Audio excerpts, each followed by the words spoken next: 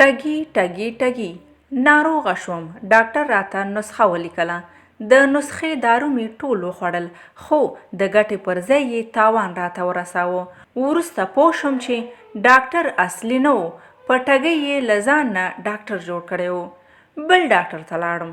د هغه نسخه مې درملتون ته یوړه. درملتون چې کوم دارو راکړه هغه مې ټول وخوړل خو بیا هم جوړ نه شوم.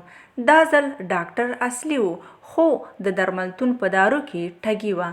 د فابریکې په ځای په کوم کور کې جوړ شوی و. ورځ په ورځ مې خپل وزن له لاسه ورکاوه. د کلي طبیب مشوره راکړه چې هر سهار 1 ګیلاس شیدې څښه. د شیدو په خوړلو مې پیل وکړ خو هیڅ ګټه یې ونه کړه.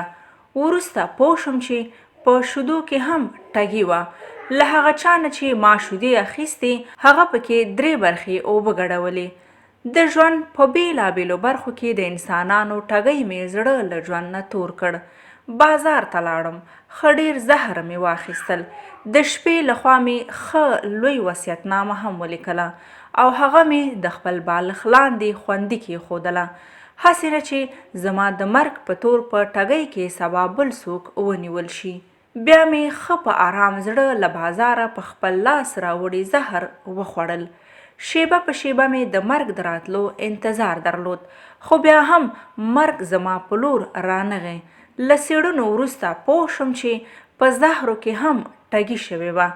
د اصلي زهرو پر ځای یې بدل زهر راباندې خرڅ کړي وو.